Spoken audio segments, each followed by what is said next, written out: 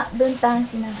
そうですね、仕込みはもう完全に分担で、じいちゃんは向こうで肉とか魚とかをやって、こっちで僕はキャベツ買ったりとかソース火入れて、でデミグラスも同時にずっとうち1ヶ月2ヶ月ぐらいですかねかけて作るんで、そのデミグラスも今この前出来上がったばっかりなんで、また新しいのが始まったんで、それを火入れかけて、これデミグラスです。これは今日のソースです。ハンバーグもそうだし、ナポリタンだったりミートソースだったりとかチキンソテーとか、もう8割方ぐらいのメニューには使ってると思います。うち62年目なんですけど、やり方で今も続けてて、そこが、お客さんに愛される味なのかなって自分は思ったりしますけど、でもうちはほんと全部手作りにこだわってます。マヨネーズもタルタルも全部手作りです。ボウルで乳化させて作っていく。手作りじゃないものはほとんどないと思ってます。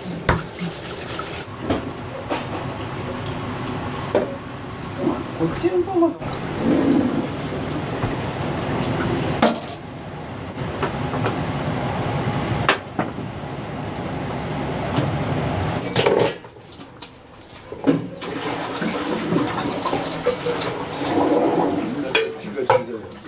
お孫さんが継いでくださるって言ってくださった時嬉しかったですか？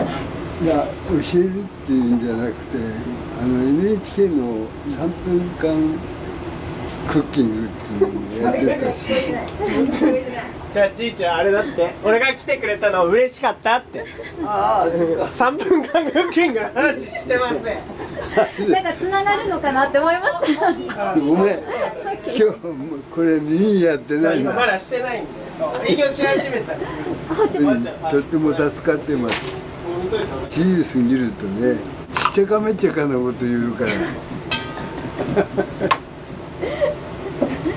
お客さんとのね、カウンターとの会話すごいよ。自分には分かんないけど、みんな笑ってる。さっきみたいなことが日常茶飯事。でも、入れとく。牛乳買いに行かないとないでしょ。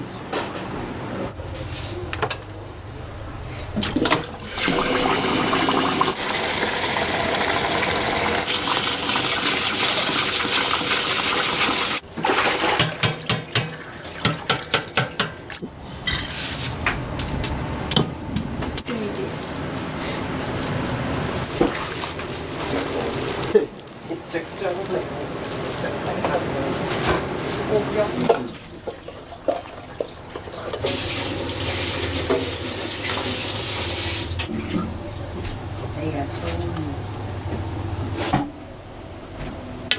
あ、ごめん。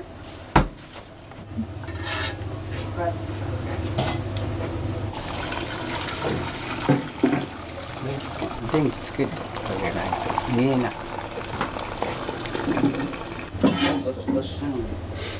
出さないでいいかな。わかんないな。この前月曜日来た。ここで61年。ここで。街は変わりましたか？61年前。アスファルトじゃなかった砂利道だったんです。道路が。そうなんですね。今みたいにお店もそんなに多くはなかったですか？いやいや、お店っていうか、こういう洋食屋さんっていうのは、いや、そうでもなかった。5、6軒あった。もうちょっとあったかな。そうなんですね。うち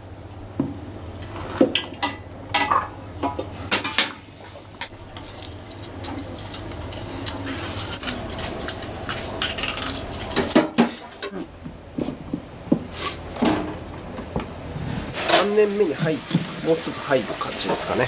じいちゃんが病気をして、このお店をもう畳むかもみたいな話が上がったんですね。自分がその料理人やろうと思った原点がもう完全にここだったんですよ。この2人を見て料理人やろうと思って料理人を志したので、だけど全然ジャンルは違って継ぐ気も別に全く正直なかったんですけど、自分のなんか原点を失うのは嫌だなと思って、あとはここまでせっかく名前を大きいものにしたのにそれをなくしちゃうのってもったいないなと思って、自分は今もともとフレンチをやってたんですけど、自分のフレンチを止めておくことはできるんで、それよりもここを残すっていう選択に至ったって感じですか。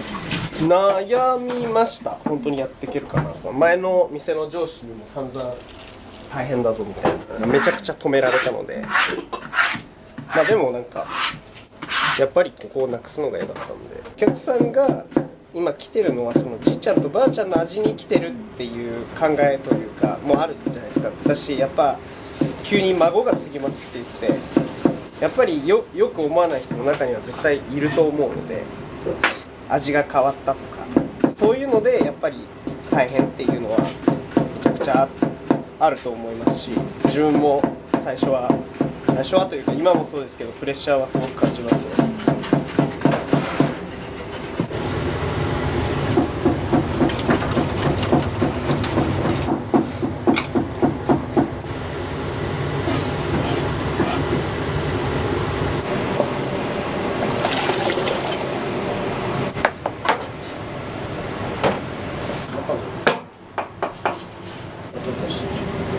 後出しするから今のところはこれは主にスペシャルトモフユキに使う玉ねぎです。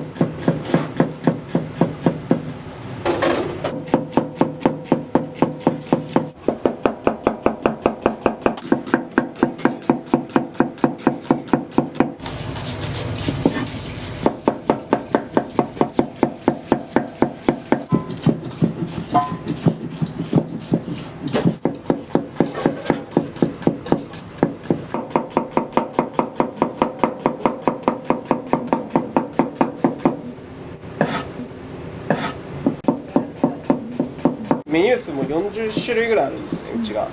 その時出たメディアのものとかそういうのに傾く傾向があるんで、ジャンボランチとスペシャルが主かなっていうところではありますけど、逆にこれもっと有名になっていいんじゃないっていうやつとかあったりしますか？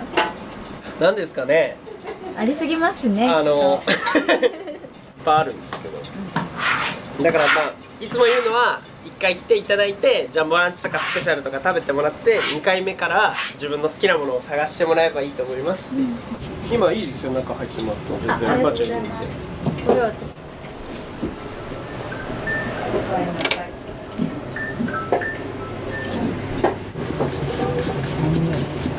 もともとはご自分のお店を立ち上げようとか考えてた時いやがあったんですか？もう全然そこまでではないですけど、一応赤坂のお店では副料理長だったんですけど、まだそこにいるつもりというか、まあ、ちょうどコロナが収束しかけて、じゃあお店立て直そうというかお客さんが戻ってくるからっていうところだったので全然考えてなかったんですけど、気づいたら戻ってきてやってました。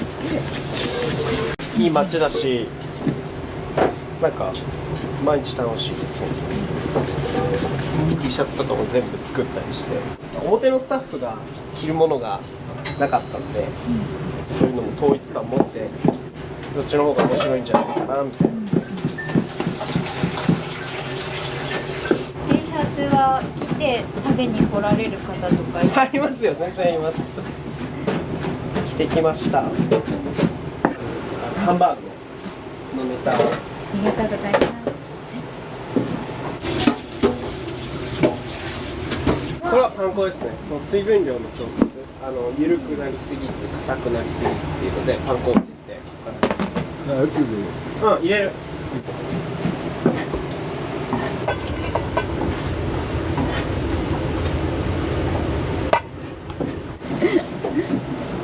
こういう量だけは分かってるんだよね。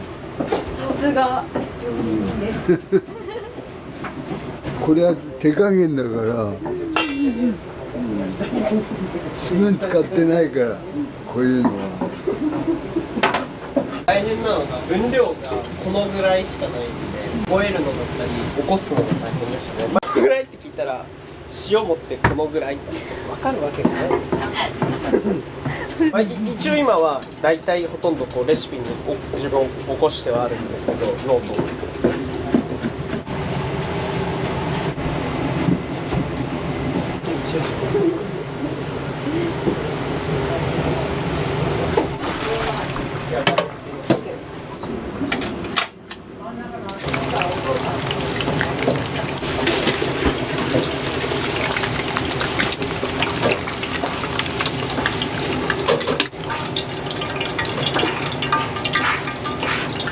だってさ、あんま変わんなくね、直してくれたって言ったけどさ、すごく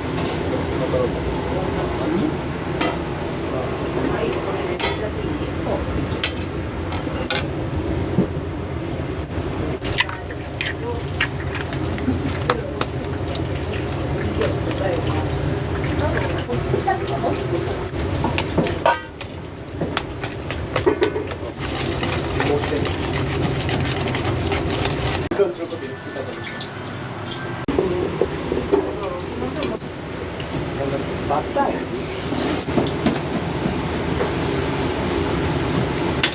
もうナイフの歴史を感じますよ。そうですね、形がこれはもともとこういう、もともと多分これだとこれぐらいだった。あ、すごいですね。こんなに今もう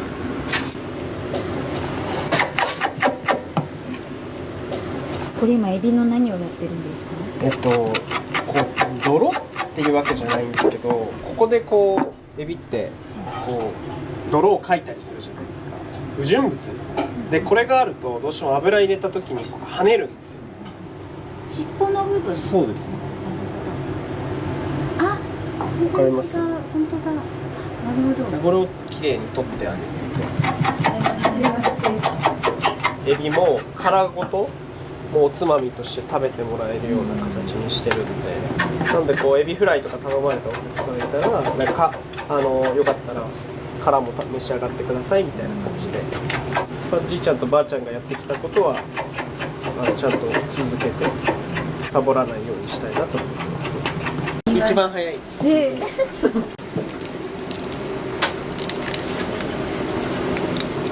あんま注目されるとあれ。そうですね。聞いちゃいますよね。勝てない。なかなか今は同じぐらいできるかな。別に早くやってるわけじゃない。これがいやでもあれ無駄。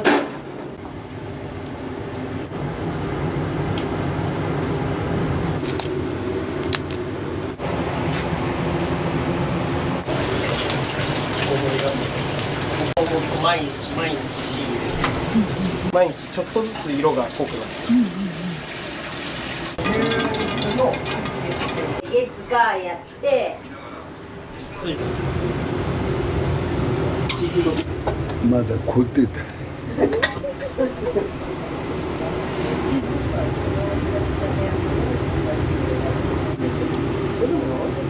や、凍ってるよ。もし全部いや、まず。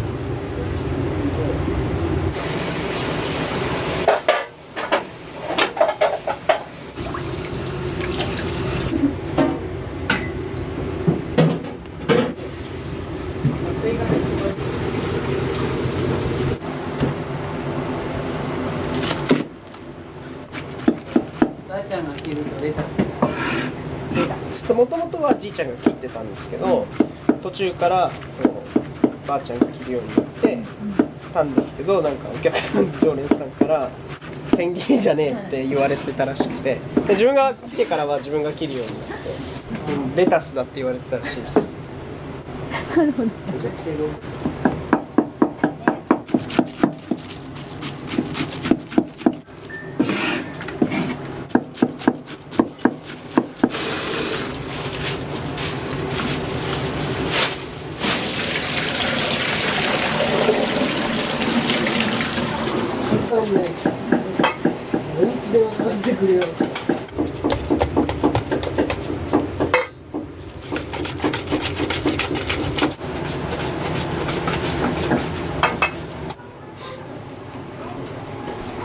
けない。どうした大丈夫？大丈夫。つけっぱなし手やらに。で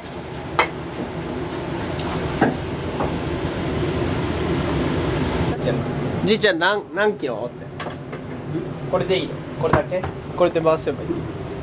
これだって。パン粉だ。あ、パン粉い。悪い。これ。じいちゃんに渡して。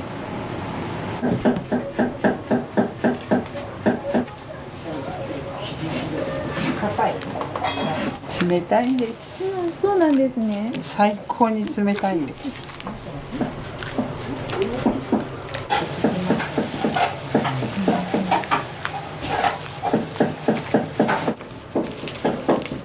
本来はね、中でおじいちゃんがやるんだけど骨折しちゃってるからって。そう最近ですか？そうそう。いつもだと私はそんなにやらないんだけど、こんなになっちゃうね。冷たくて白くなっちゃう手が。大丈夫ですか？大丈夫だよ。いつもやってる作業で。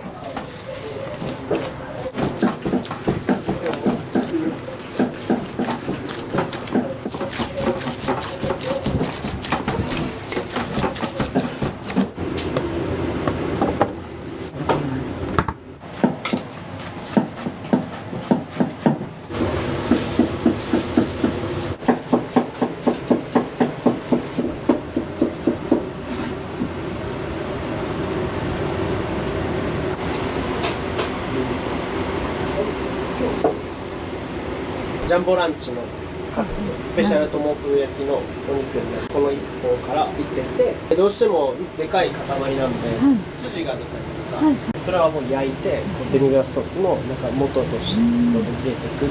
無駄がなくて素敵ですね。そうなんです。捨てるもの本当に少ないと思いますね、うちは。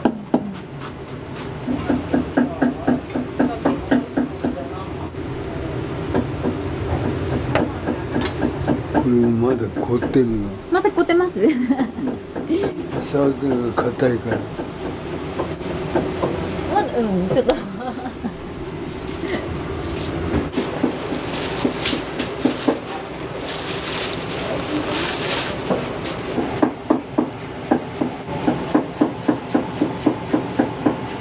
大樹さんの中で、はい。おじいさんの味といったらこれっていうのはあるんですか？難しいですね。でも全部そうですよね。ここのメニューがじいちゃんの味って28年間食べてる。お店に食べに来たりとかちっちゃい頃あったんですか？してました。長期連休があると横浜に遊びに来て、ご飯は昼夜はここでご飯をみんなで家族で食べる。ちっちゃい頃好きだったメニューとかはありますか？サーロインステーキもうないんですよね今。そのうちもしかしたら期間限定でいける。そうですね。期間限定で10食限定とかそういうのができたらいいのかなとはですね。今後の展望としては。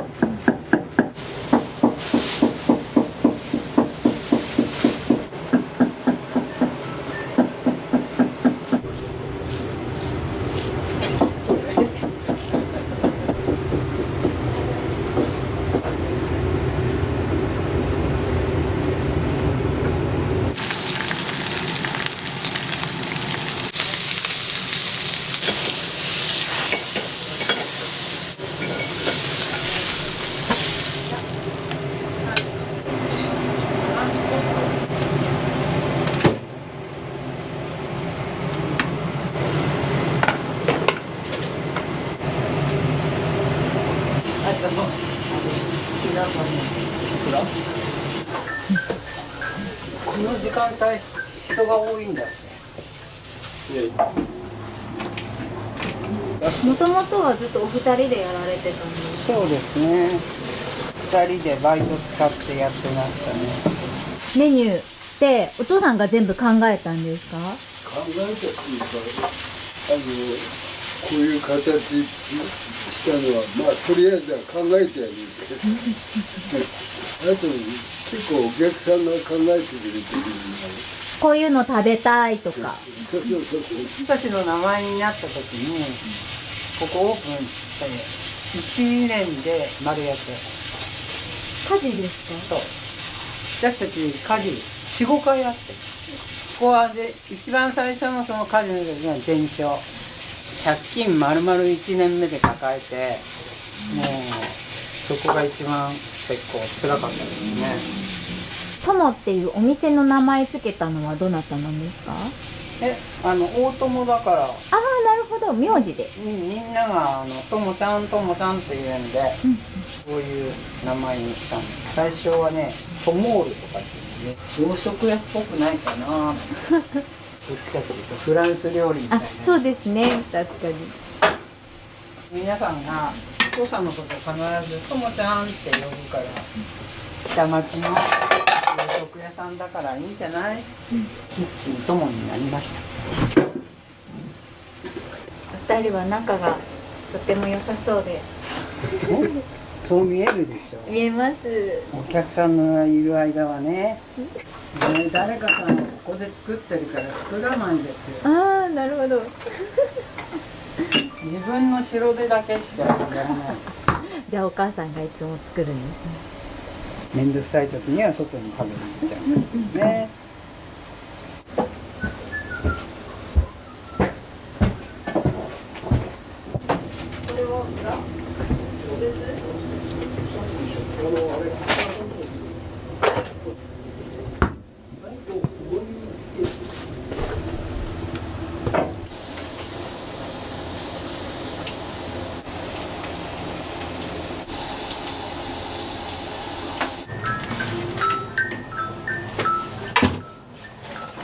ああ、オクラが時期じゃないかな。いければじゃね、うん。あ。でかいパックめっちゃ。ありがとうございます。食べる。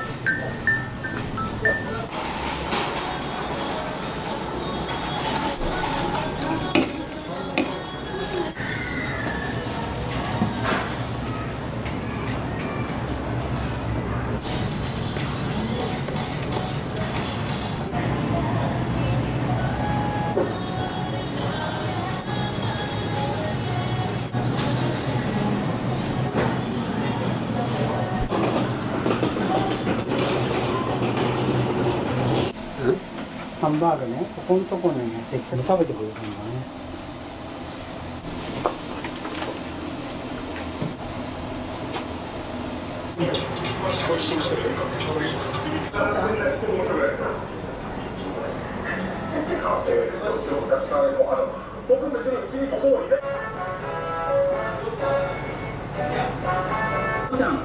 出張宅配持ち込み。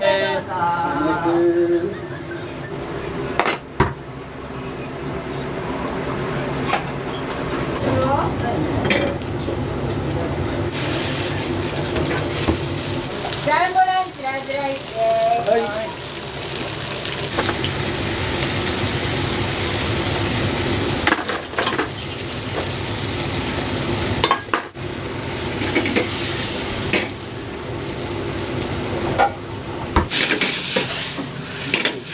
い、こうも。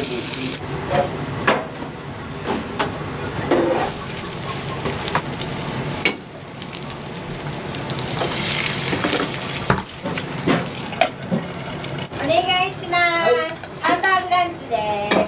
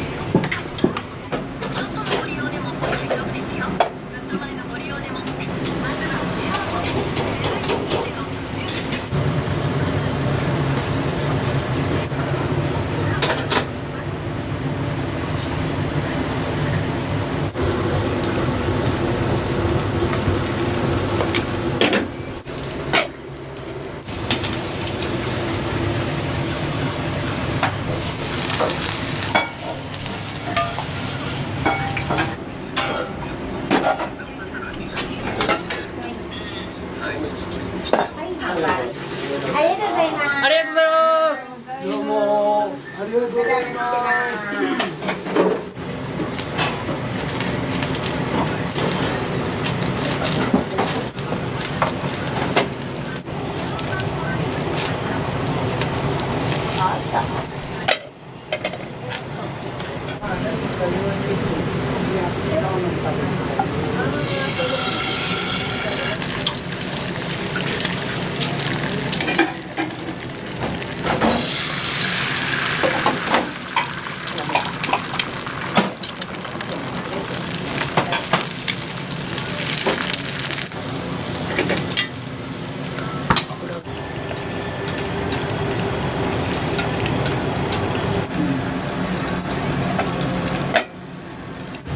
かけた時だけジュワって。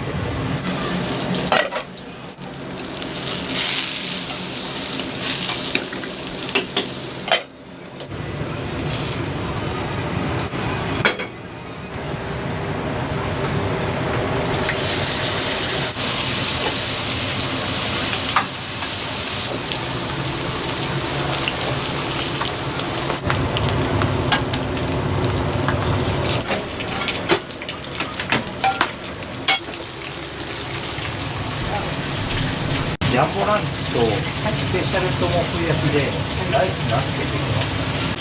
お願いします。はいジャンボランチスペシャルライスバスケ。はい。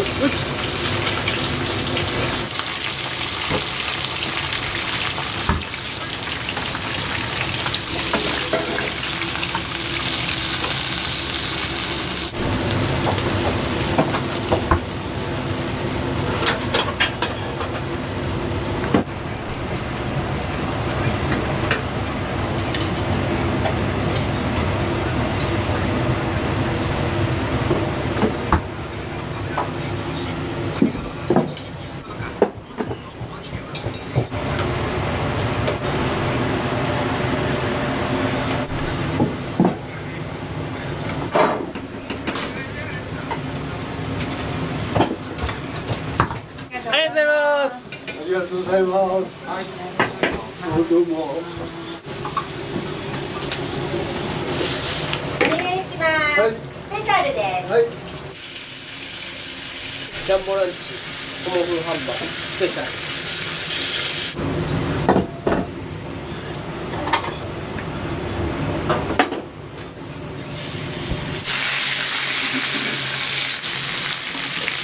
最後トモフハンバーグ食べる。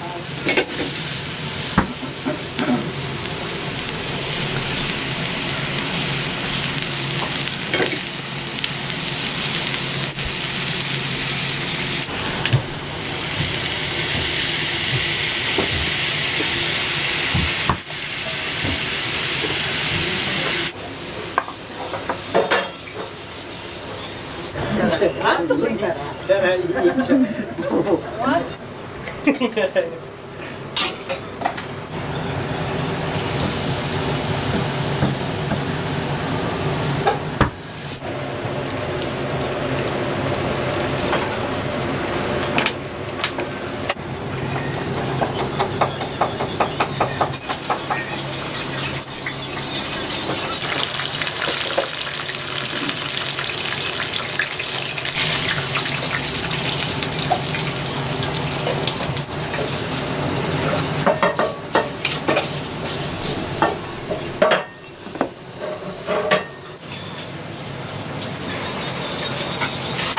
食べた？昨日食べた？昨日ね。美味しかったね。そんな入れて混ざりますか？全部何これ？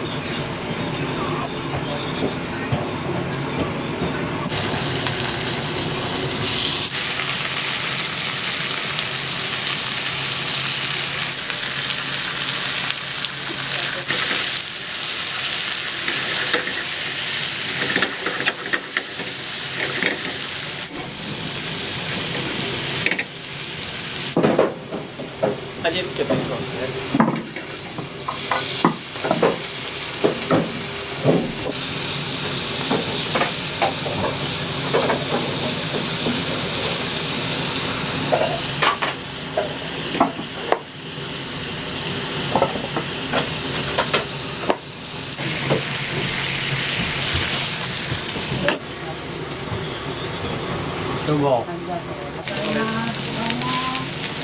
りがとうございます。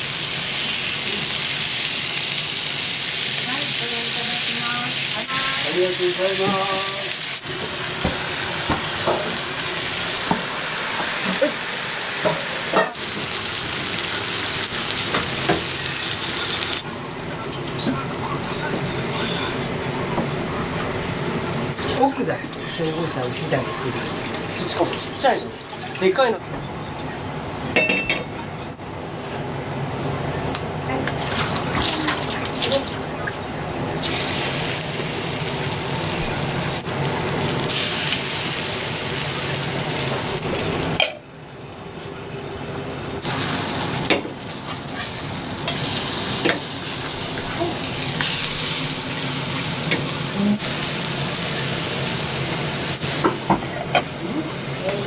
電気が安くなりました。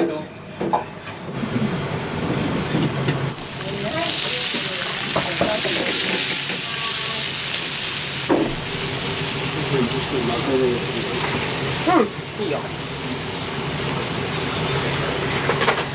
天ぷらしてあげて。天ぷらしてあげて。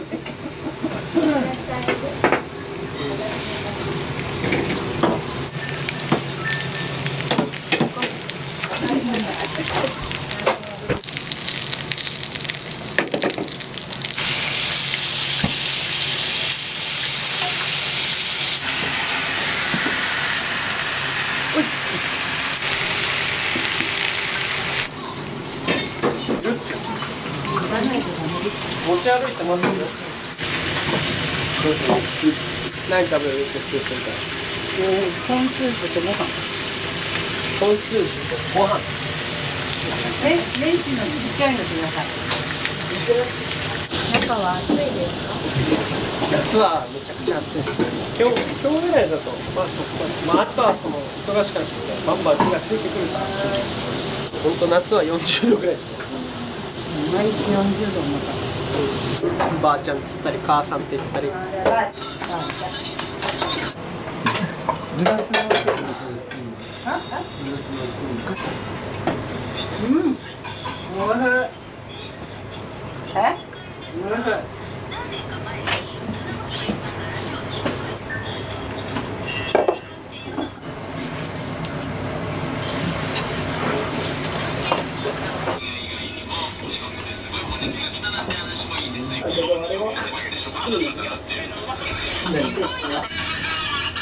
お味いかがですか？お味どうですか？夜も頑張ってください。はい。無理せず。はい、ありがとうございあます。りがとうございます。よいしょ。もう昭和の職人なんで、こう教えてくれるというよりか、なんか見て覚えろみたいな感じが強かった、おじいちゃんですけど、やっぱりこう店に入ると上司というべいいんですかね、シェフっていう感じなので、そこは最初すごく戸惑ったというか、大丈夫かなとか思ったところはありますけど、嬉しかったことはそうですね、周りのお客さん、昔からの常連さんに本当にありがとうねって言ってもらえるのは嬉しかったですね。自分がそれをしたことによって、お客さん、その今まで通ってるお客さんたちが喜んでくれたり、あとはうち親子孫とか3世代とかで通ってくれるお客さんもたくさんいるので、そういう人たちが絶やさずにできるのは嬉しいなって言ってくれるので、そういうところは本当に嬉しかったなと思いますし、町の皆さんも本当によくしてくださるので、いい町だなと思いますし、戻ってきてよかったかなっていうのは強く感じますね。それができなかったりっていうのはありますけど、でも全然それも含めて楽しいし、はい、毎日やってて嬉しいなっていうのはありますね。あとはお客さんたくさん来てくれたらもっと嬉しいなっていうところですかね。今後どういうふうにお店守っていきたいとか、そういうのってありますか？今後はでも、営業時間はもう少し延ばしていきたいなっていう思いはあって、はい、夜も9時までやれたらいいな。今どうしてもそのサラリーマンの方とか来たいって言ってくれる人はたくさんいるんですけど、うちがどうしても8時までなので、そこのところでこうもっと間口を広げたいなっていう思いもありますし、町に根付いた洋食屋なので、町の方とも協力して何かイベントを打ったりとか、あとはとにかく今目指しているのは100年創業100年を目指したいなと思ってるんで、あと38年はどうにかやりたいなと思ってますね。はい。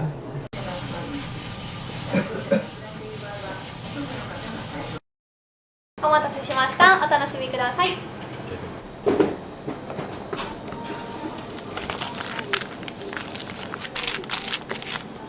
月見そぼろと和風エビマヨですね。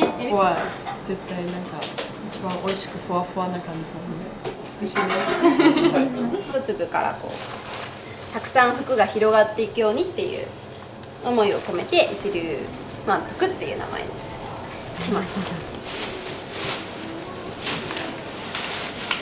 こんにちは。1名様、店内ご利用で。はーい。おにぎりってこう手で握るものだからすごい心が一番伝わるかなというふうに思ったり、お客さんとこう私たちのこうなんだろう心を合わせる時間っていうか、すごくそれも大切にしている時間です。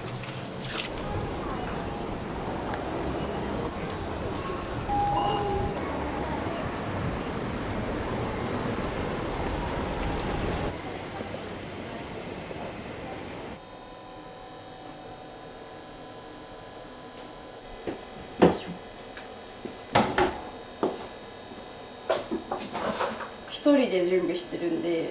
いつも土日も一人でですか？そうなんですよ。8時にもう一人来る。それまでバタバタで。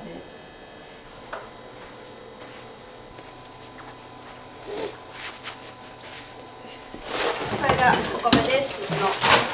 京都の八代目義兵衛さんっていうお米の老舗の卸、そこが目利きしたお米を使う。季節に合わせて3種類ぐらいお米をブレンドしてくれていて、なのでその季節ごとによって若干内訳は変わるというか。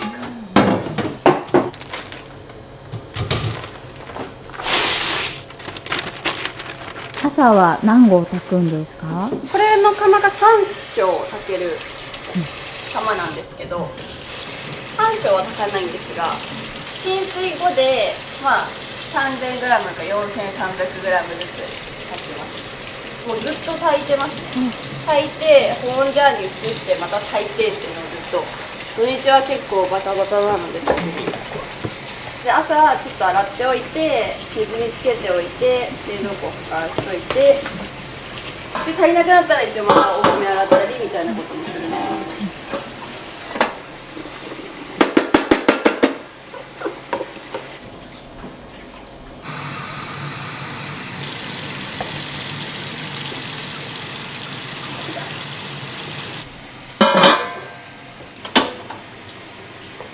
だいたい炊き上がり20分ぐらいですかね。量によるんですけど、だいたい15分から20分ぐらい。早いんですね。はい。でその後、蒸らしで10分15分ぐらい蒸らすので、30分ぐらい煮ておくと。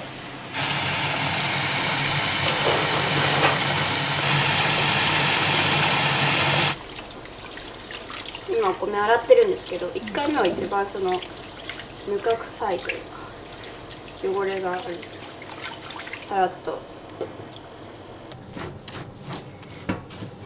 軽く揉んでまた水ですすぎます。で今2、3回ぐらい繰り返してますね。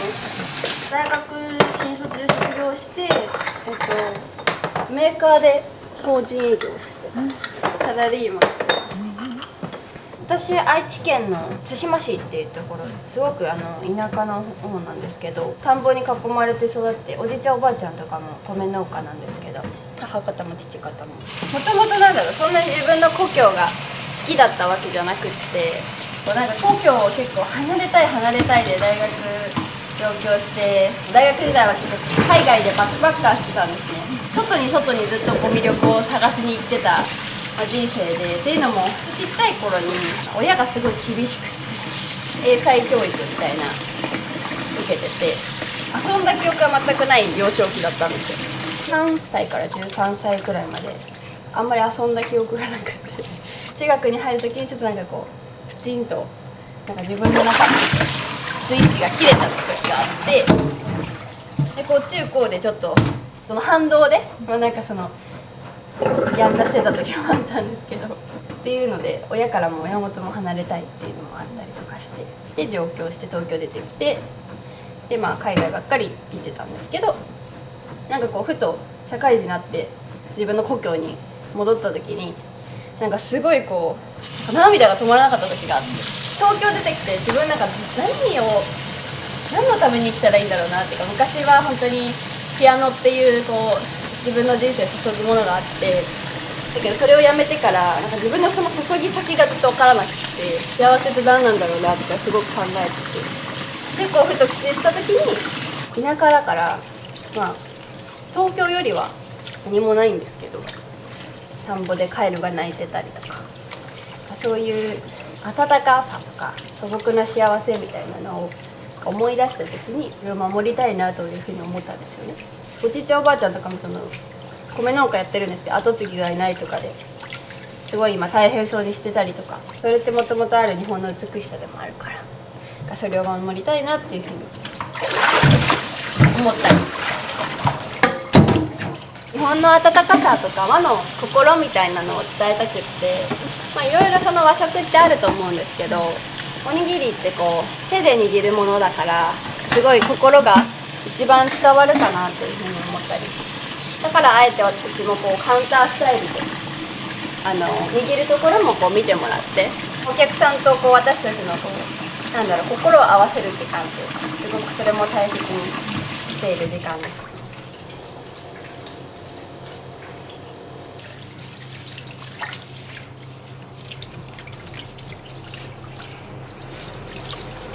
そんなにギュッギュッてやらないんですね。そうですね。やっぱ割れちゃったりとかしちゃうので、なんかこうなるべく軽くというか、粒感をすごく大切にしたいので、炊く時も一粒一粒のこう食感をちゃんと感じられるように炊くんですけど、やっぱ潰れちゃったりお米割れちゃったりするので柔らかく揉んであげた方がいいかなと思います。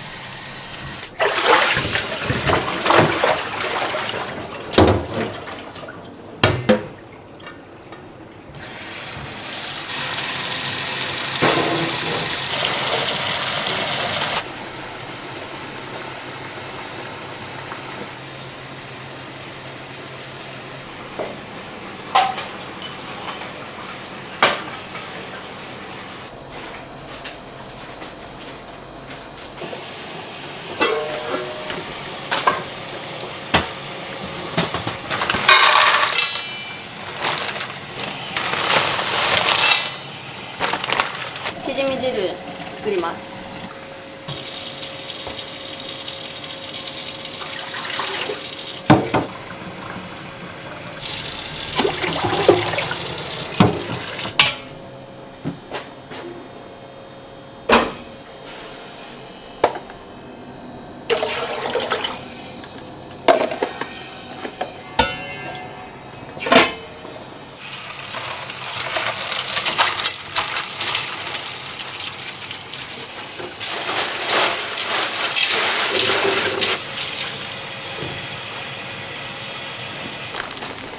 これは大田区の大森というところから取ってる海苔なんですけど、大森って結構江戸時代明治あたり海苔の産地として栄えたところで海苔屋さんがいっぱいあるんですけど、ここから福光産の海苔を仕入れてます。やっぱ海苔はこだわりがありますね。そうですね、結構めちゃくちゃいい海苔を使っていて、生地もしっかりしていて、風味もすごく豊かなので。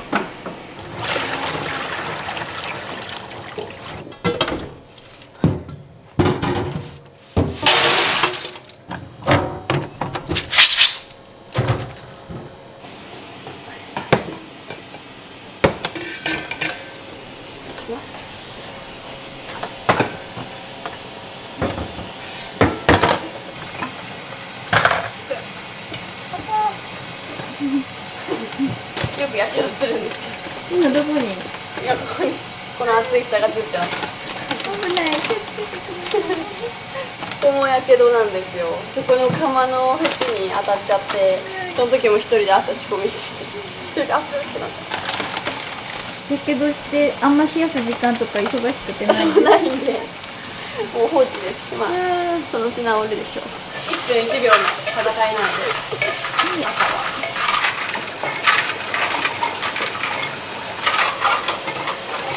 土日は特にやっぱご家族の分買われたりするので、多いと10個とか、あとデリバリーもやってるんですけど15個とか30個とか。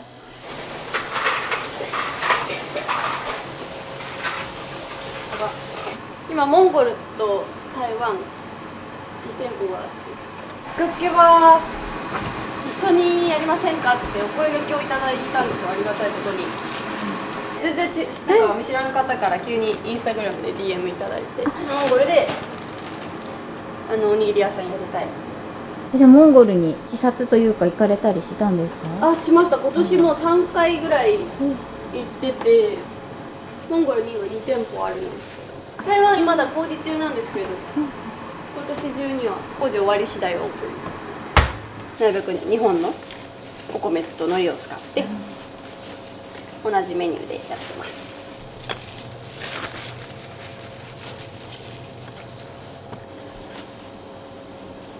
塩麹漬けのおしんこと赤味噌のしじみ汁のセットが、まあ、ほとんどのお客様がそのセットを頼まれますね。お米が炊き上がりました。すいません。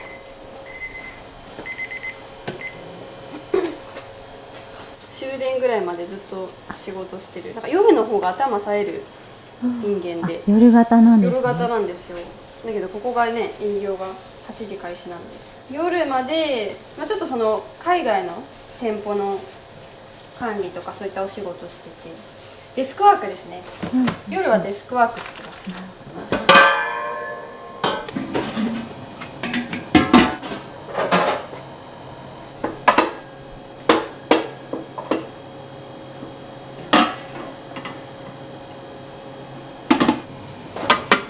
10分15分蒸らすと、水分がお米の本当内側まで通るので、よりふっくらした美味しいお米ができます。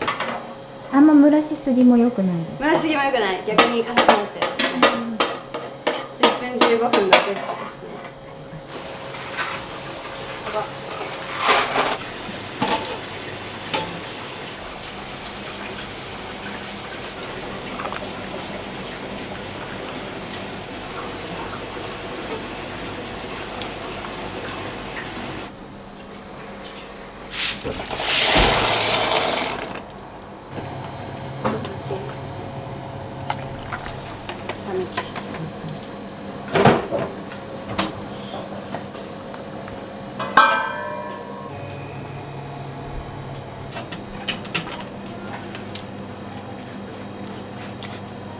信州と京都の赤味噌を使用してます。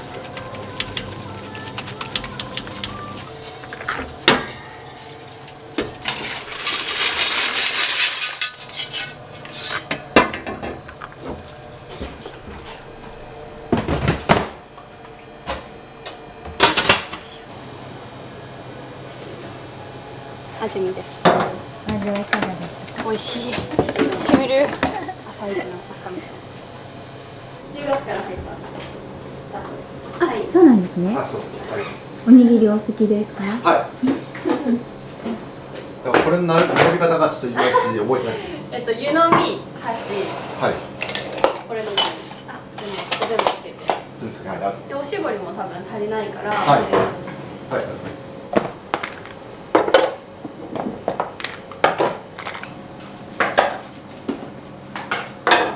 これは配置とかも決まってるんですか？そうですね。なんかよく出るものは手の取りやすいところに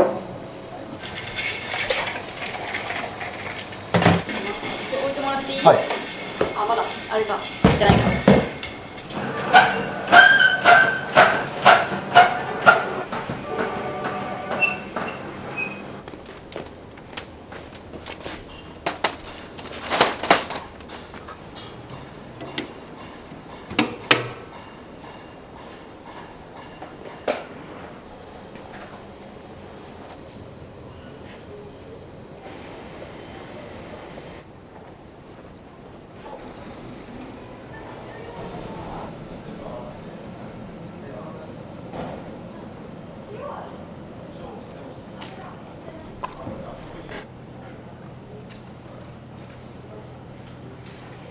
ぱエビマヨ。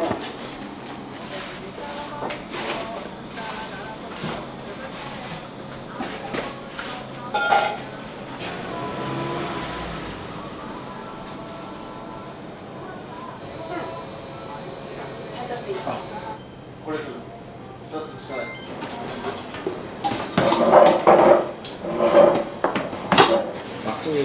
マフエビマヨ。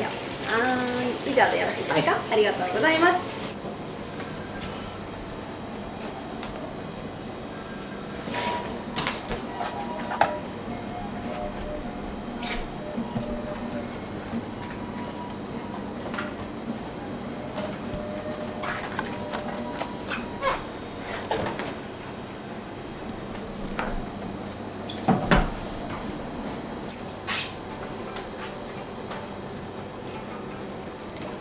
じゃあ1セット1番さんにお願いします。はい、お願いします。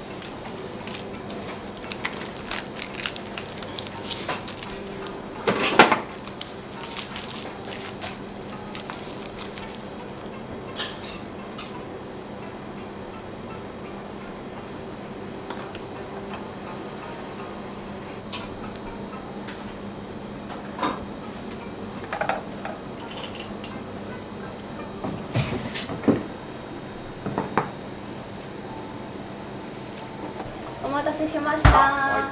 サンマとマフエビマヨです。お楽しみください。失礼します。お待たせしました。証拠付けの進行と赤身のしみになります。お楽しみください。お楽しみください。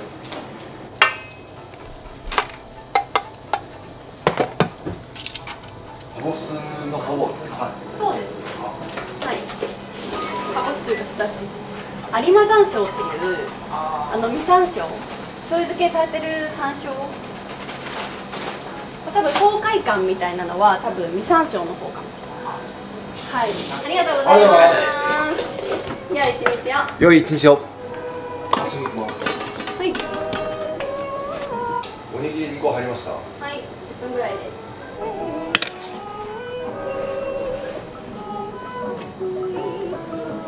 ごめん。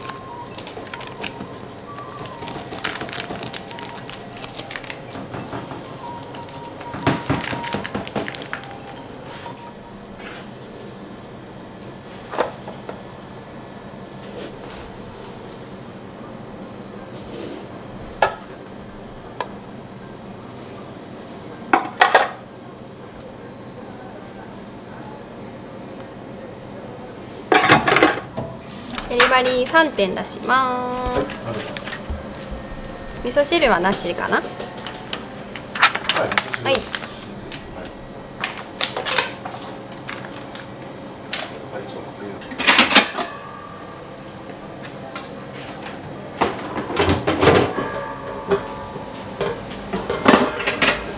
ここで働きたいなって思ったきっかけとかって何かあったんですか？初めて早川さんに会った時に早川さんのその人柄というか人望に惚れ込んだところがあります。はい、最初店舗の方を伺った時に早川さんの接客も含めて職場の雰囲気がめちゃくちゃ印象的だったので。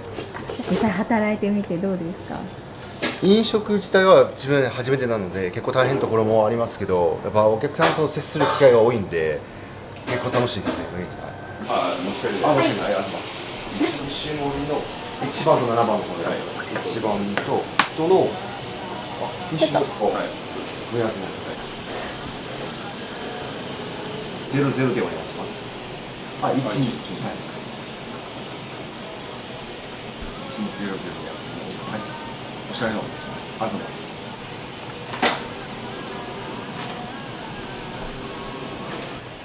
こちらレシートと番号蓋にあります。今お作りしてます。この辺なんかもうちょろちょろ。すみません、もう端の方大丈夫です。リンゴセットでお箸なしでお願いします。はい。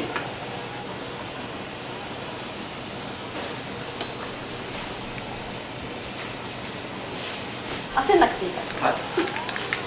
ゆっくり喋って。大丈夫ですか。え？早かったですか。早い早い。はい。そう、早いのやっぱり。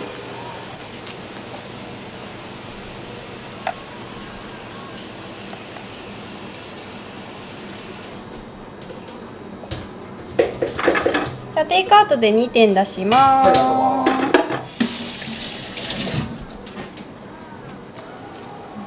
い、あざます。すいません。ありがとうございます。はい。はい、ありがとうございます。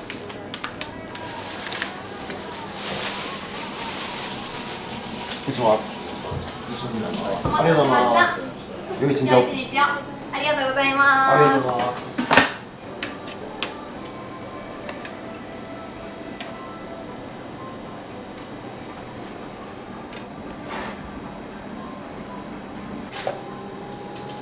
じゃあお願いします。はい。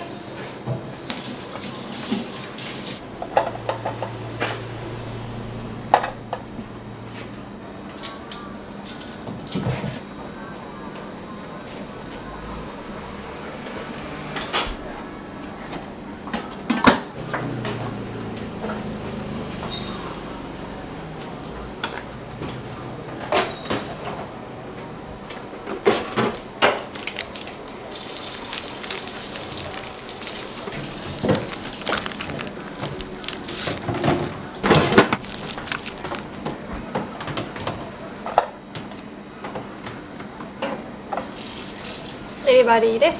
はい。こんにちは。番号お願いします。気づきました。やっぱり言えてないです。でしょ？ありがとうございますって言ったら。美を強調して。はい。今後の細かい部分とかも教えてるんですね。そうです。語尾とか。ありがとうございます。よりありがとうございますの方が印象が全然いいじゃないですか。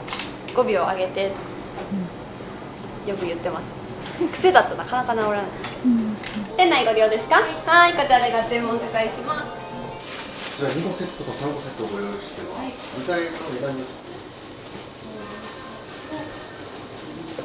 お値段の方が1190円になります。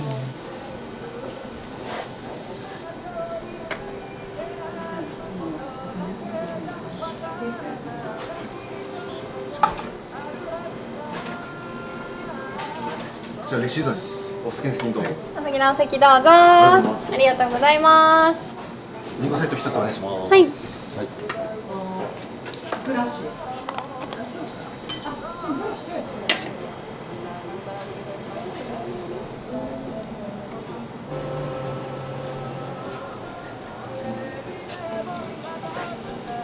2セット3、4番さんにお願いします。はい。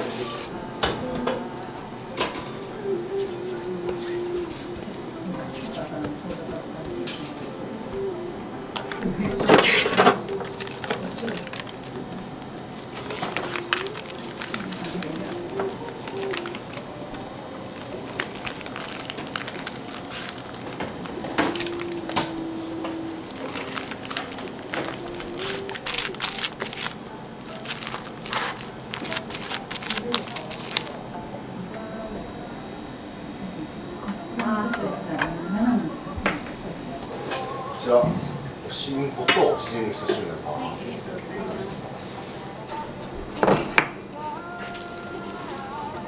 お待たせしました。お月見そぼろと和風エビマヨですね。エビマヨ明太子です。はい。お月見そぼろと、しそ昆布おかかです。お楽しみください。お楽しみください。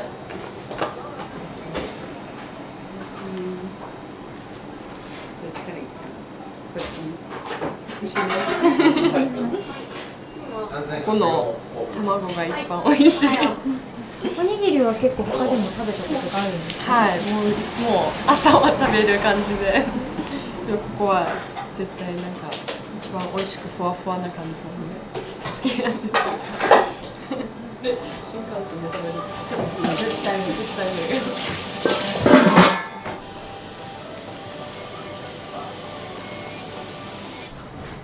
お待たせしました。おしみそばとからし明太子です。今しじみ汁を進行お待ちします。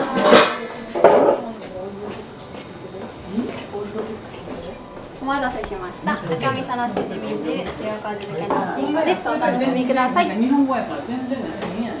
一粒万倍日ってご存知ですか？大安みたいないい日って言われてて、宝くじとかで一粒万倍日みたいなやってるところあるんですけど、なんかこうその日に始めたことが何倍にもなって帰ってくるっていういい日なんですよ。月にまあ数回あるんですけど、一粒のこうもみからたくさんこう稲がなるっていうところからその一粒万倍日っていうこう縁起のいい日から取って一粒からこうたくさん福が広がっていくようにっていう思いを込めて一粒万徳っていう名前にしました。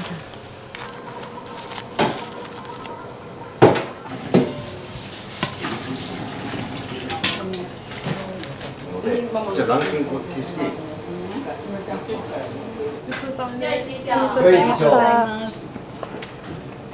こぼれしらすと明太子と鮭の親子で、2つ目が和風エビマヨと鮭とかける魚の2種になります。以上でよろしいですか？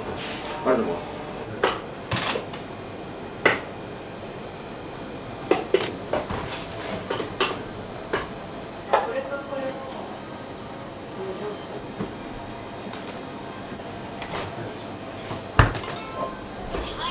山井さん4個です。はい。17分大丈夫です。あ、全然もっと短くて10分とかで大丈夫です。11分で打っていきます。はい。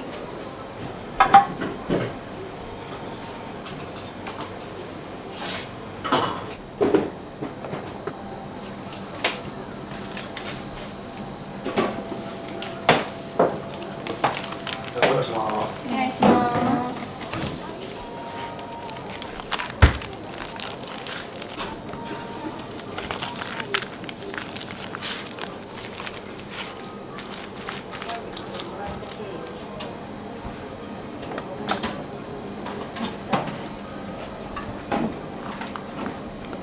昨日切ったネギなんですよ。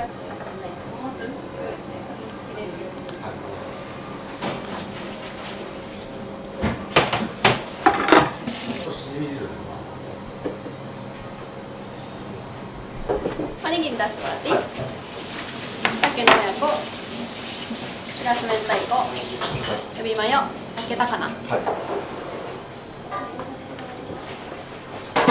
失礼します。こちら鮭と高菜とエビマヨになります。こちら明太子としらすと鮭の親子になります。握ってて熱いんですか？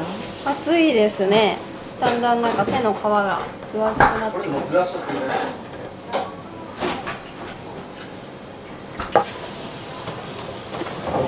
入れちゃってもいいですか？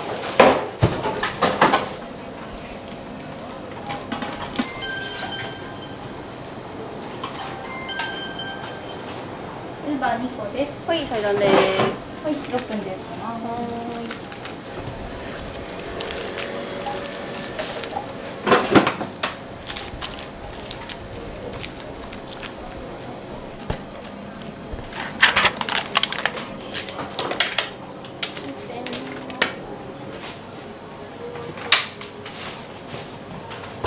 もう1個。カトラリー2個入れとこうかな。多分1時。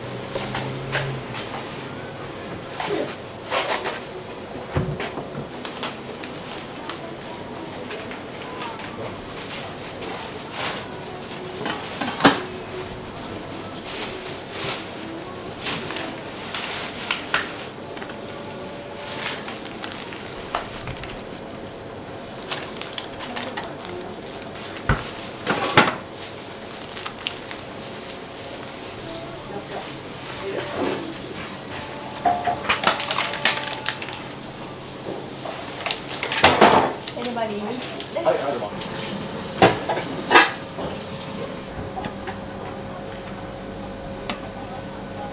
1回目に炊いたやつはもうなくなったんですか？はい、なくなりました。2回目です、これは。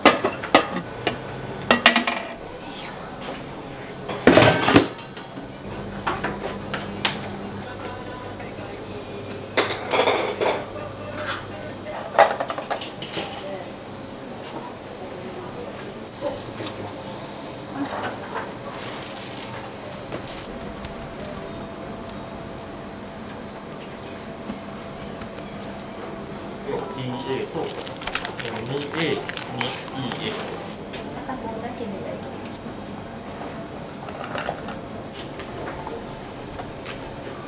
夫。まっすぐに行きます。デリバリー4点出します。いってらっしゃい。いってらっしゃい。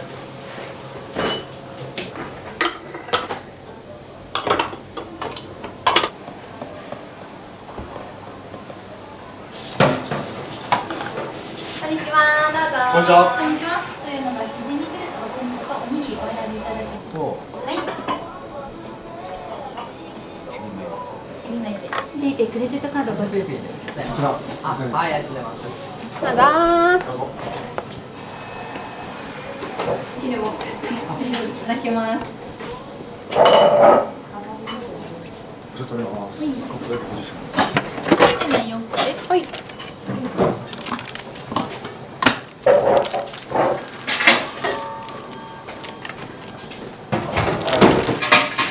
っとつけてきて、このパウダーみたいなのが真ん中に結構固まってることがあるので、ちょっとだけ混ぜてあげて、それを多分なんか手に出した具材の。ありがとうございます。ありがとうございます。まっすぐに行きじゃあ、ます。一日を。はい、以上。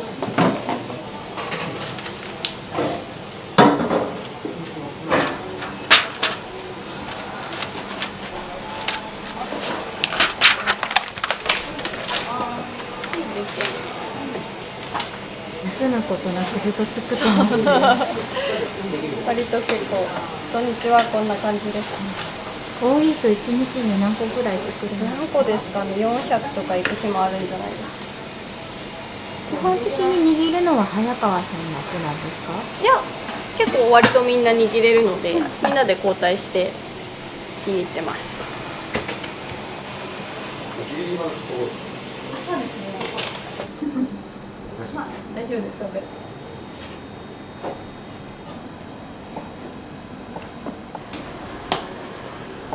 解凍から続きを書きたいので、一応冷凍の段階は日付と名前。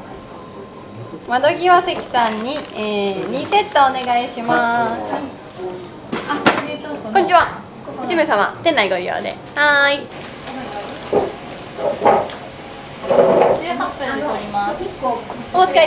はい、もちろんです。少々お待ちください。9番さん1個お持ち帰りです。はい、お願いします。はい。お次もどうぞ。ありがとうございます。ありがとうございます。じゃあ一日を。じゃあ、レシートになります。じゃあ、セットの方よろしいですか。合計の方が1300円です。お願いします。はい、4番さんセット出します。塩麹漬けのシンコと。こんにちは。こんにちは。こんにちは。デリバリーのお仕事。大丈夫です。デリバリーの。西森にします。ありがとうございます。今3つです。今3。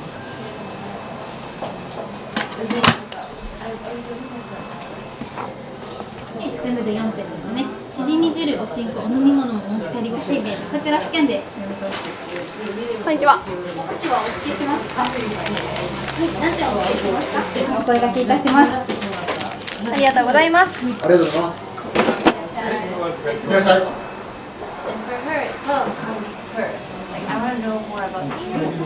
カンカンと、お待たせしました。お月見そぼろ酒高菜ですね。はい、そぼろしらすです。お楽しみください。ありがとうございます。ありがとうございます。良い一日を。良い一日を。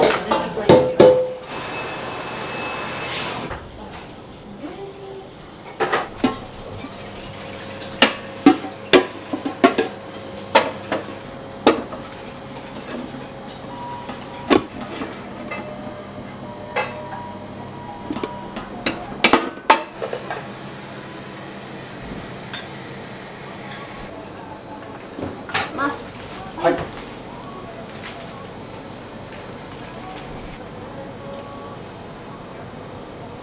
はい、じゃあどうぞ。はい。お願いします。ワッフルエビマヨと、はい。和風で。はい。ハモ。ハモ、はい、こちらで。はい、は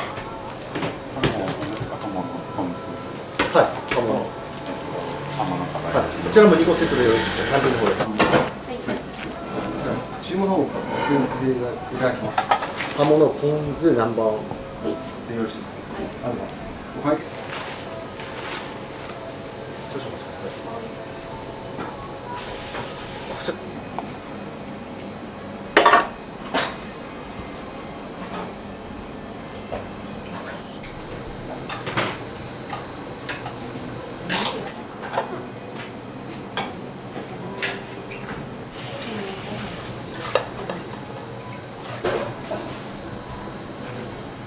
はい。お願いします。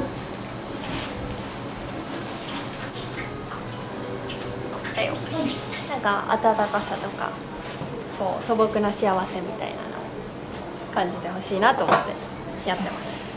なのでこう良い一日をっていうふうにお声掛けしたりとか、お楽しみくださいって言ってるのも、そういうこう素朴な幸せの体験を感じてほしいなっていう。お待たせしました。お楽しみください。けいちゃん、餃子10人はいよー。お願いします。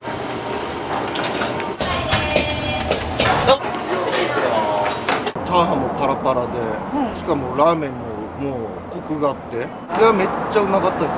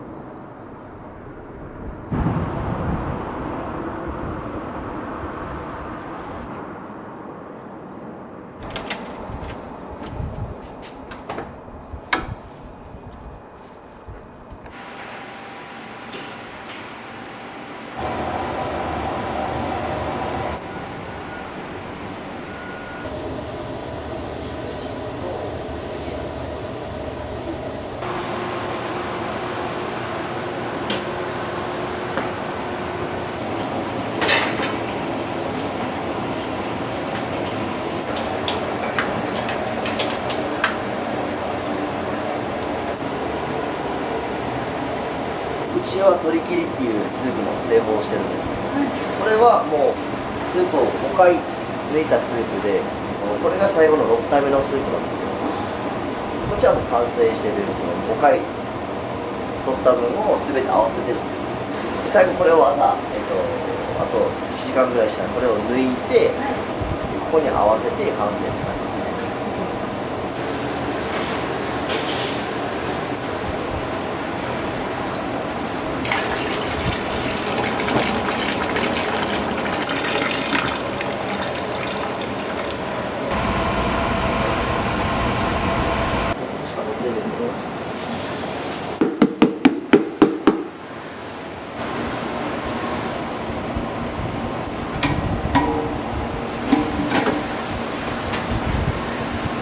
これは焼き飯用のお米ですか？これは、白ご飯ですね。あ、違うんですか？違います。硬さも違うし、焼き飯の米には少し若干だけですけど油を入れてて、ここをちょっとコーティングとかこう作りやすくなるように。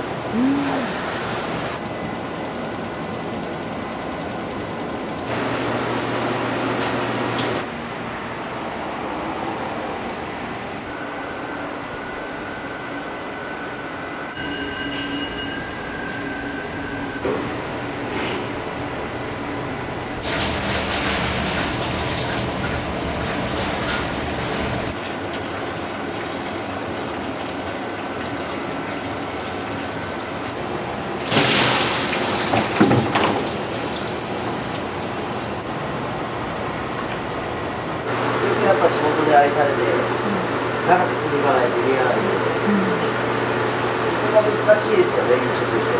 もともと地元しか多分いなかったんですけど、やっぱ今やっぱYouTube とかテレビとかにもちょっと取り上げられて、やっぱいろんな県とかからも来るようになってきました。あ、本当ですか？はい。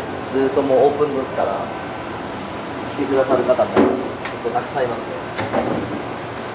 いやー、やっぱそこが本当に大事だと思ってるんで、まあ、もちろんやっぱ新規も大事ではあるんですけど、やっぱ一番やっぱリーダーが大事なんで。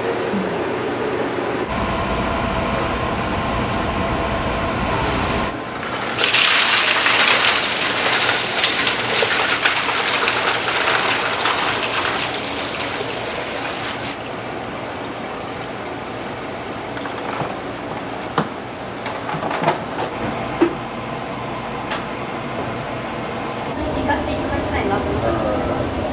今回は。あれ。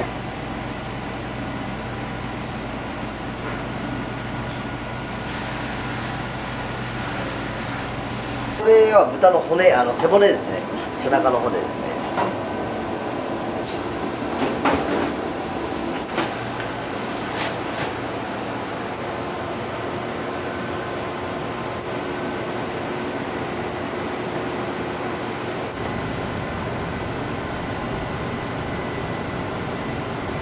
こういう切れ端とかは、焼き飯に使ってます。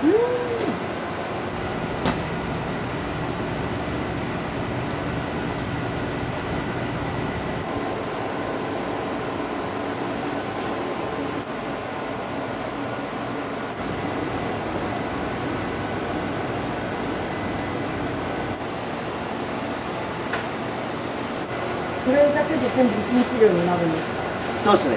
すね。すごい量ですね。だいたい12キロぐらいですね。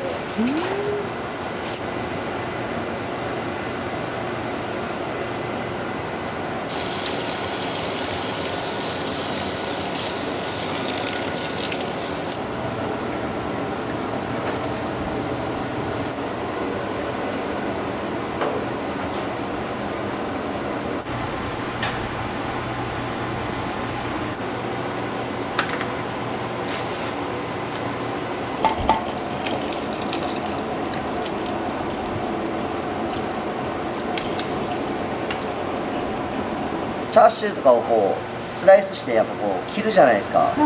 したらその時にやっぱ無駄な肉っていうのがやっぱ絶対出るんですよ、ラーメン屋って。でそれをやっぱ焼き飯とかに使ったりとかするんですよ、大体。でもやっぱその生肉を使った方が断然美味しいんですよね。違うんですね。はい、僕はもう断然美味しい、そっちの方が美味しいんで、こういうやり方をまあその取ってますね。手間はかかるんですけど、やっぱ少しでも美味しい商品を出したいんで。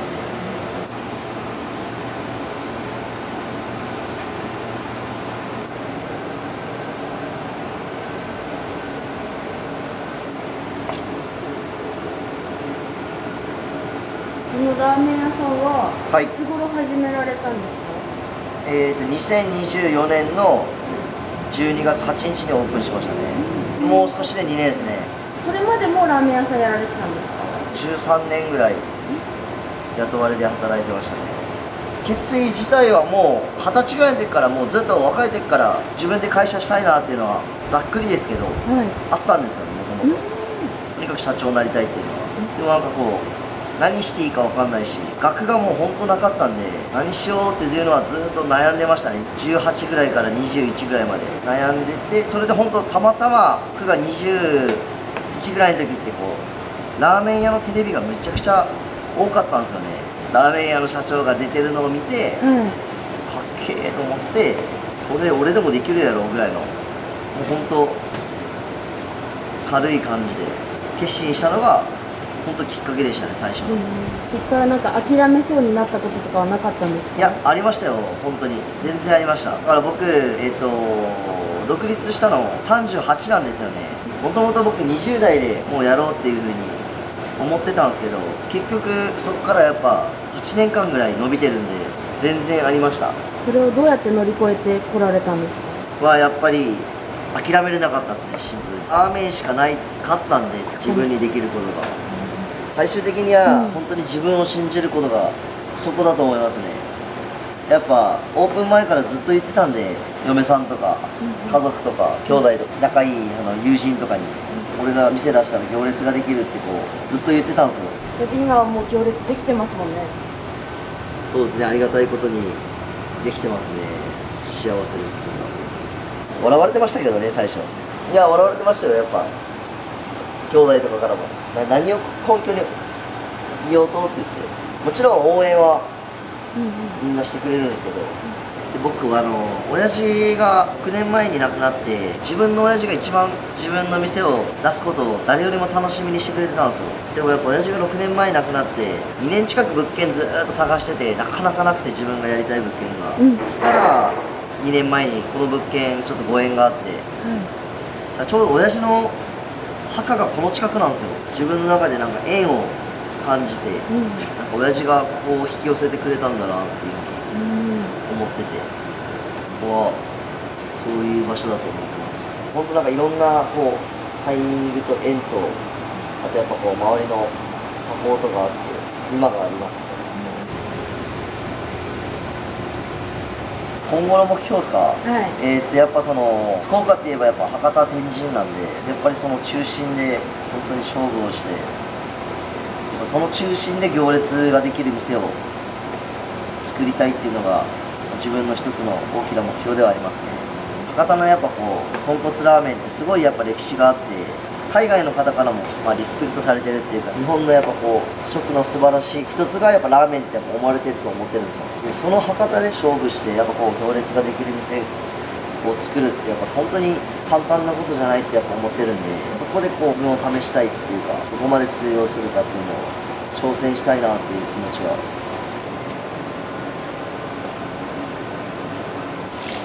僕以外全員未経験なんですよ。でスタッフ20人ぐらいいたんですけど、全員未経験、僕1人だけみたいな。で最初焼き飯はもちろんしなかったんですけど、ラーメンと餃子だけ、一番びっくりしたのが完全に僕のミスなんですよ、今まで何回もこうラーメン屋でこう働いてきて立ち上げとかも何回もしてきたんですけど、餃子を揚げるのってもう誰でもできるっていう自分の中で甘い考えがあって、いざオープンしてその告知とか一切しなかったんですよ。やっぱそのもう最初はとりあえずゆっくりやろうと思ってたんですよ。やっぱその未経験なんで、お客さんバーって来られてもさばけないんで、結局満足してもらえなかったら意味ないじゃないですか。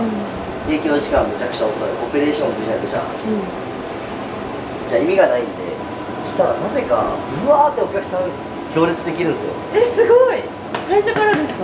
いや嬉しいんですけど、いざオープンしたらもうで餃子タイマー鳴るんですよ、もう出来上がったらビーって、でビーってなって「よし餃子揚げろ」っつったら「すいません餃子の揚げ方分かりません」みたいな「いい」みたいな、それがもう今までできるっていうのがもう当たり前でいるんで、僕がみんな未経験だからできないのは当たり前じゃないですか、そうですねみたいな、もうやばいで伝票もうわー溜まってるんですよ、もう満席なんで、もうお客さん待たせるわ、オペレーションぐちゃぐちゃやわ、だけどすっごいもう本当にお客さんにめちゃくちゃ迷惑かけましたね、最初。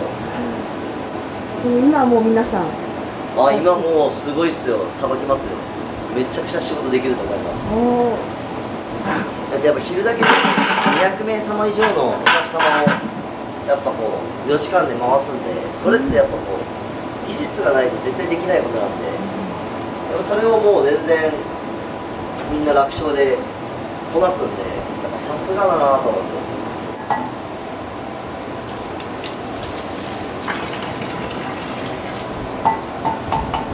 で1人店長が作って8月から、その子が24歳ですね。なんかオーナー兼店長って形じゃなく、もう店長を作ったってことですか？そうです、スタッフにもやっぱこう夢見させたいっていうか、自分がずっとあれしてもあれなんで、そういう意味でもやっぱこう店を出してあげて、やっぱこうもちろんお金の面も含めてやっぱいろんな面でやっぱこう満足してもらえるようにするっていう意味でやっぱ店長は作りたかったんで、やっぱ頑張ってますよ。きつい、もちろん大変なこともあるでしょうけど、やっぱこう2年未経験だったんで。未経験から2年で。はい。もちろんまだまだ足りないところとか怒られることも全然あるんですけど、やっぱもう大事なことってやっぱこう前向きかどうかって思ってるんですよ。やっぱこう失敗ってやっぱ絶対あるじゃないですか。でもその時にやっぱこう前向きになれるかどうかが今後を左右するっていうか、そこが一番大事だと思ってるんで、前向きな人間は伸びますよね、絶対。それを持ってるんで、その子は。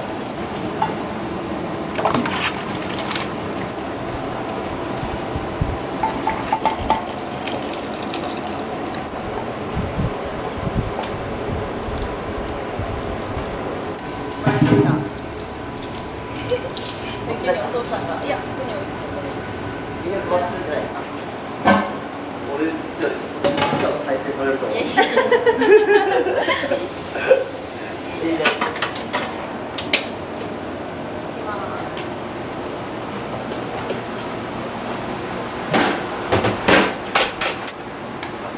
全部取るんですか？全部取ります。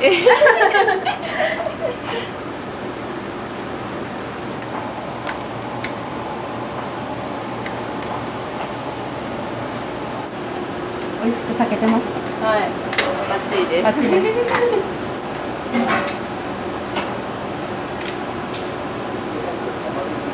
なんか全員未経験だったって聞いたんですけど、はい、どうしてラーメン屋さんで働こうと思ったんですか？一番は家から近かったです。その仕事探してたんで、たまたま近くにオープンするっていうのを見つけて、ラーメン好きだし、ちょうどいいかな、挑戦してみようかなって感じで。最初ラーメン作るとか思ってなくて、普通にホールとかかなみたいな思ってたんですけど、社員でお誘いいただいてしてやってみようかなみたいな。最初はヒロさんしかラーメン作る人いなかったんで、したら店が回らないじゃないですか。そうですね。やるしかないのはあったんですけど。やってみてどうですか？楽しいが一番本当ですか？はい。疲れるけどもちろん、でもやっぱ楽しいですね。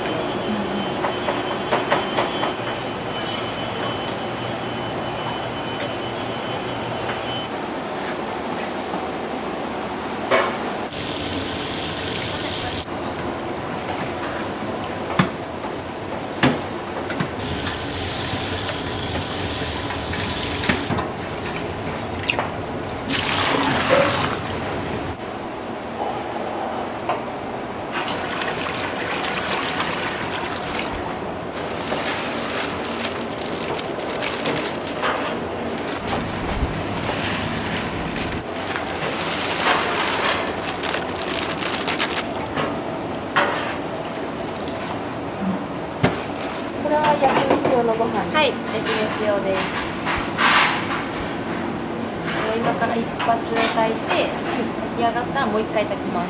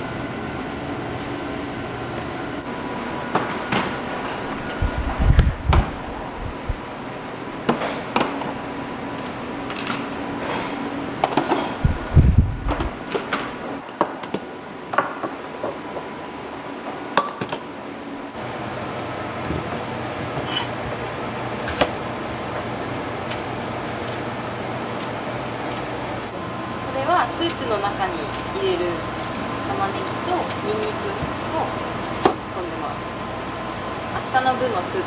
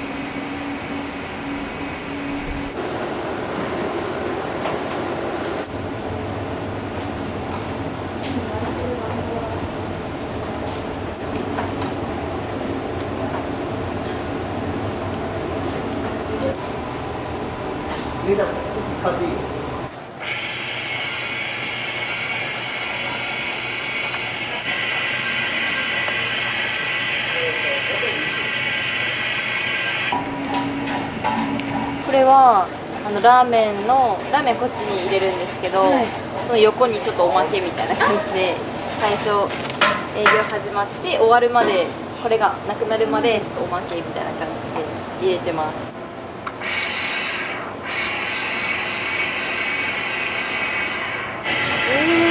ラーメン屋やるとかは考えてないです。下でこう支える方が自分に合ってるんで、縁の下の力持ち的な感じでいきたいと思ってます。これからもここで。そうですね、今のところはここで結構話しかけてくれるお客さんとか多いんですけど、その常連さんとかで、2号店とか、ね、話が来てるんですけど、そっちに行くのみたいなすごい聞かれたりするんですけど、いや、春日にいますよって言って。じゃあ2号店3号店出てもここでって感じ。私はここがいいですね。みんな優しいんで、じゃあすごい雰囲気がいいですよね。いや、そうなんですよ。みんな優しいし、お客さんも優しい方ばっかなんで、変な人いないし、常連さんめっちゃ多いです。もうオープン当初から来てくださってる方とかも結構多いですし、近所の方とかも結構来てくださってます。家近いんだよねみたいな。常連さんに人気なのはどういう組み合わせが人気なんですか？絶対焼き飯セットですね。焼き飯セットなんですね。セットです、絶対。大体多分常連さんは、人それぞれですけど、焼き飯セット多いじゃないですかね、多分。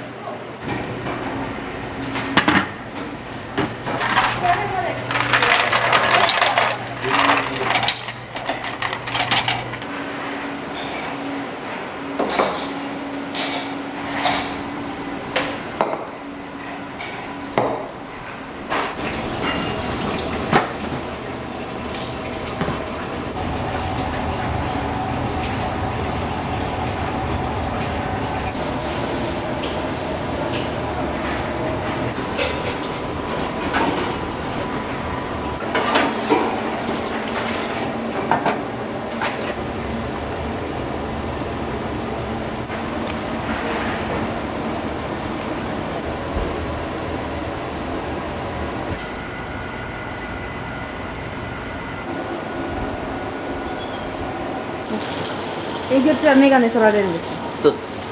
目が曇るんで。あ、そっか、そうですよね。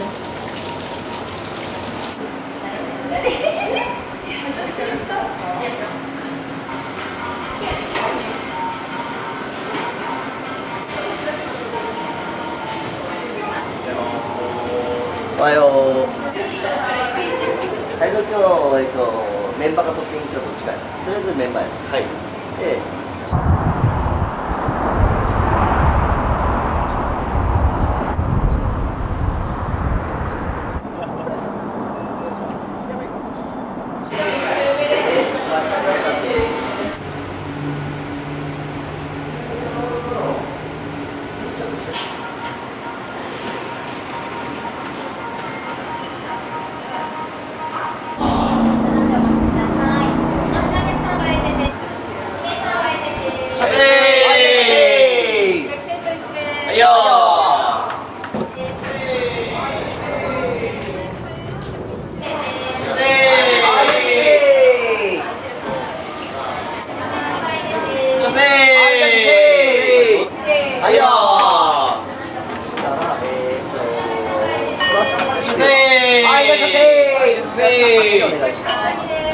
はいよー。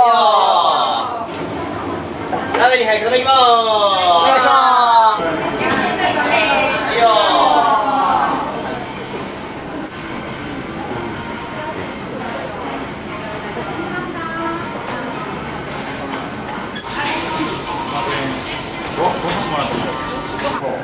大事はあるんですけど、一番時間が大事なんで。そうです。はい。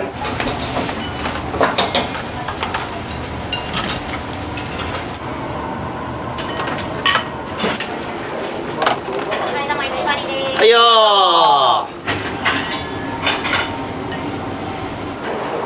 お待たせしましたー。お願いしまーす。ラーメン3杯頼みまーす。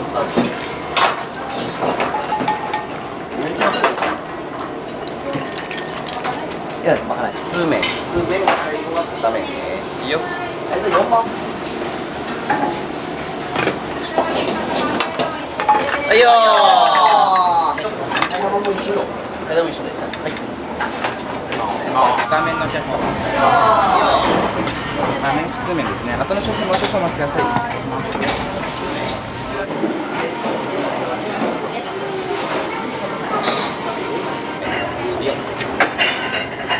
画面上がりまーす。どうもありがとうございました。がお子様普通面。いっぱい2杯待ちです。はいよ。オッケーです。はいよ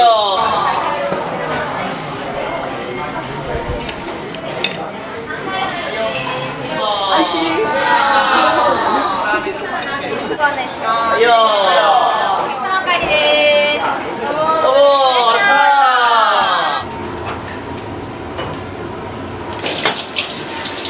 画面上がりまーす。よ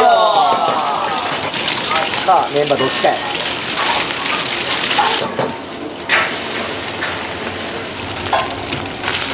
画面上がりまーす。はいよ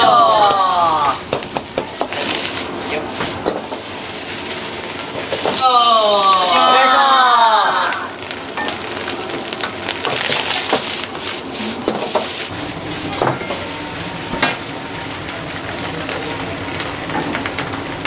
じゃあ白ご飯 A1 人とチリチリとね。店頭の方と対面の方。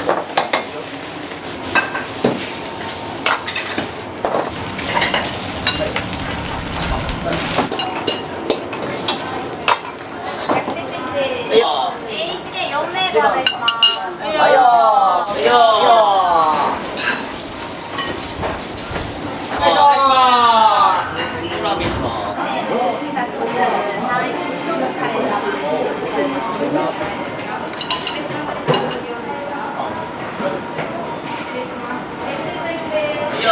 これはめっちゃうまかったですよ。チャーハンもパラパラで、しかもラーメンももうコクがあって、もうここ結構話に聞いてて、一個社のなんか校者さんで修行された方がオープンされたかなんか聞いたんですけど、ちょっとわかんないですけど。噂を聞きつけてこそうです。初めて。そうです。うちの息子たちは何回か来たことあるみたいなんですけど、それでちょっと今日はちょっと行ってみようかということで。ありがとうございます。いやー。どうもあります。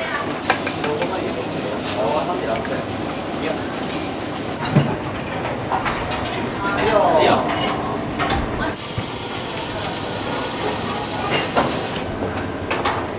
野菜あげます。いや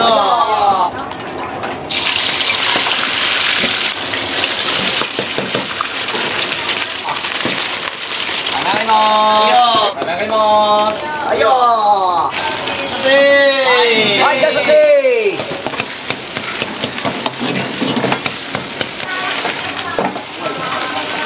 はいよー。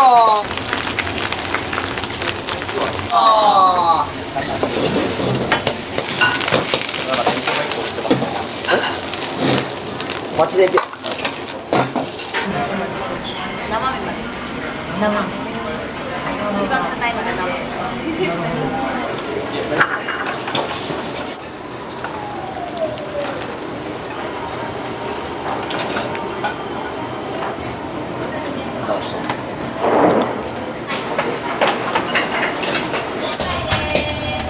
どうもー、よっしゃ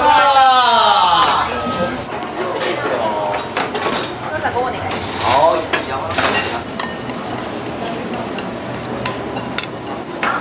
1枚目と2枚目。はい。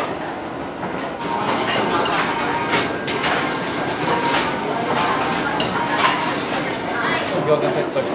セット1つ。はい。今8でご案内予定です。いいよ餃子お願いします。いいよいいよ。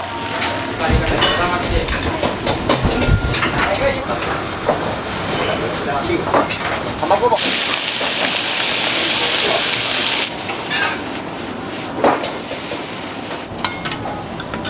餃子5入りまいいよーす。こちらご注文の品物以上でおさらいですか？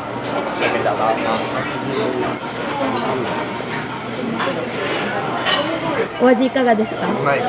うまいっす。 120点です。120点。これうまいですマジで。すいません。ありがとうお願いします。はい。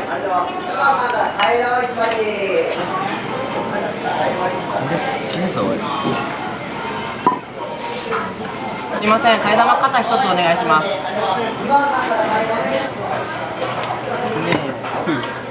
スープ飲み干したの久しぶりや。お揃いですか？どうぞ。これ飲み干すスープ残らんかもしれない。いい食いっぷりやな。いつもこのぐらい食べられるんですか？まあもうちょいいくっすけど、スープがうまくてちょっと先にスープ飲んじゃって、もうこれ以上替え玉できんってなったんで。なるほど。やっぱチャーシューが。チャーシューっすね。もうホロホロ、もう抜群っすね。スープとの絡みがもうセンスありです。すごい、お二人ともスープまで。いやもう満足です。だいぶ。替え玉券になってますので、ぜひご利用ください。はい。いっぱいまで無料になります。ありがとうございました。ありがとうございます。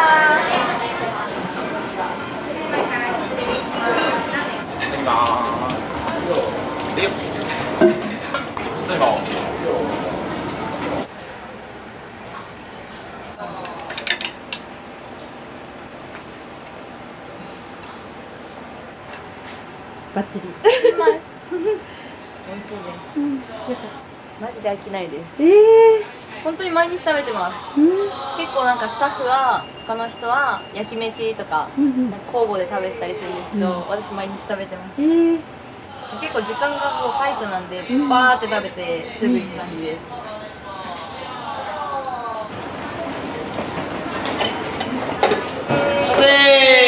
はい、いらっしゃいませ。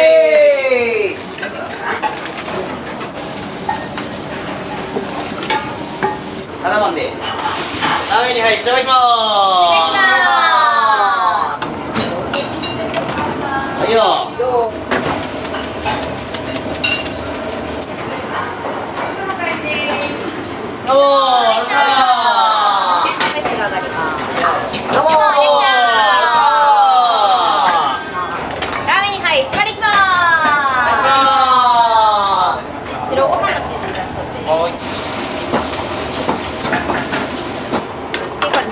のネギラーメンと1枚目のバリカタで。はいよ。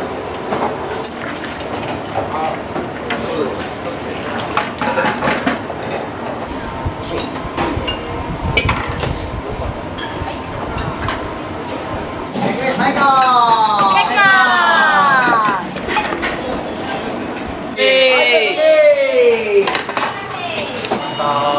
片目を2つ失礼します。いただきます。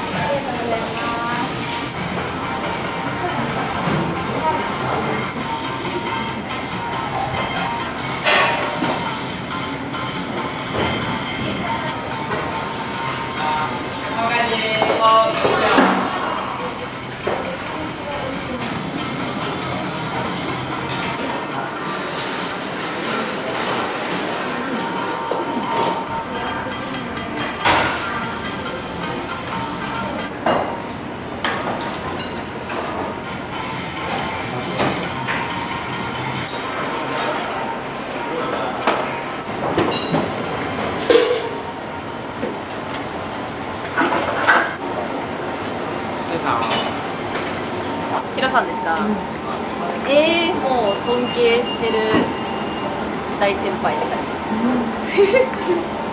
なんか今まで会った大人の人の中で一番出会ったことない人種みたいな。人間としての中身とか仕事に対する熱量とか姿勢とかこんな人おらんかったなって感じ。尊敬するところしかない感じ。これからもここでずっと働き続けるって感じですか？そうですね、働き続けたいなって思います。はい。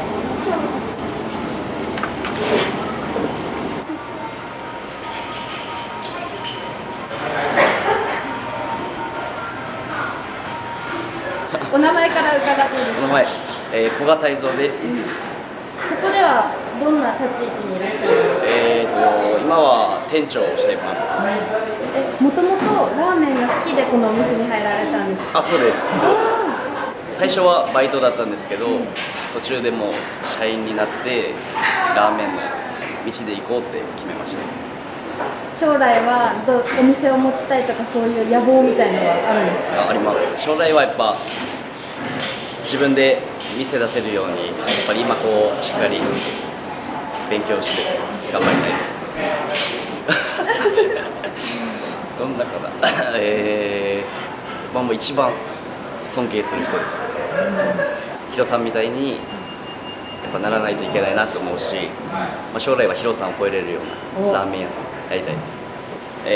いつも、近いところ、遠いところからも来てくれるお客さんもいらっしゃるので、いつもありがとうございます。うちのラーメンを食べて、少しでも美味しかったな、また来たいなって思ってもらえたら僕たちも嬉しいので、一回来たことある人も、これから行きたいなと思っている人もぜひお待ちしております。お名前からお願いします。川谷圭介と申します。おいくつなんですか？今18です。社員でやってます。ここで社員になろうって思ったきっかけは何だったんですか？もうオーナーさんがいい人すぎて、で大学も落ちてどうしようかなって時に、オーナーさんからずっと誘われて社員になろうって決めました。どうですか、働いてみて？もう楽しくて毎日楽しいです。お兄さんは何か野望はあるんですか？いやもうこの店の店長になりたいですね。頭取りたいです。迷った時は一歩来てください。元気与えます。今まで男が喋ったりしたらカットされてるからみゆちゃんばっかりにもやっぱ絵になるけん。ああ、そうで、泰造今回もカット NG 出しとうけん大丈夫やけん。カット NG 出しとうじゃあ今日は一日ありがとうございました。ありがとうございました。ありがとうございます。